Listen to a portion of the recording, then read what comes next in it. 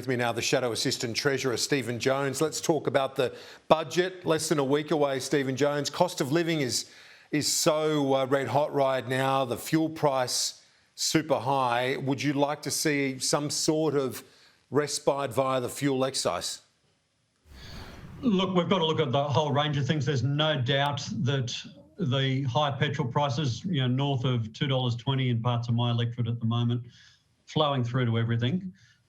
Flowing through to the price of groceries in the supermarkets, and even worse in regional areas where we're much more reliant on cars to get around, to get to work and everything. So, look, it's a big issue, but the government has got to be careful that it doesn't use the election as the opportunity to do a massive cash splash.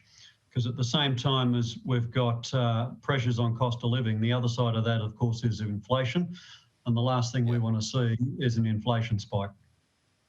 Well, and you've got labour market shortages right now. The unemployment rate is low, which is a good thing. But there's also that component in terms of wages rising, which is obviously a belated result, but also contributes to that inflationary climate we're in right now.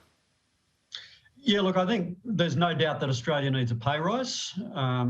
Before we came into the pandemic, you had the Reserve Bank governor saying wages have been suppressed. It was suppressing economic activity, and that he wanted to see wage rises with a 3 in front of it. Now, that was 2 years ago.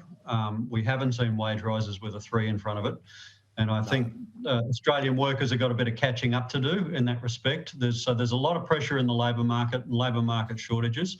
Australian workers deserve and need a pay rise. There's no doubt about that. But we've got to drive productivity at the same time, which is why the stuff that Anthony Albanese has been talking about is critical. Investment in our infrastructure, getting our communications networks, the NBN in particular, working properly, and a big boost in our training and our skills side of things, because the only sustainable way to get wage rises is to improve productivity across the economy, which of course has been a basket case for the duration of the Morrison government. Will Labor commit to having superannuation for government paid parental leave? I know this has been something you've raised previously. Will you commit to that before the election? Yeah, look, it's in our platform, and we think it's an important thing to do as a part, not the major part, but it's a part of ensuring that we can even out the big superannuation gap between men and women at the point of retirement. Of course, we've got to look at what the budget looks like. We've had 3 massive, in fact, record budget deficits in a row, and government debt peaking out above $1 trillion.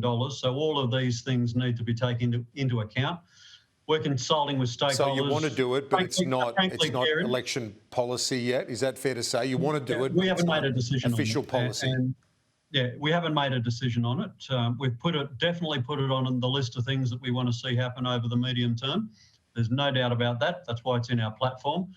But really, we do need to get a good look at the numbers that the government presents in its budget next week to see how much headroom we've got in this and so many other areas.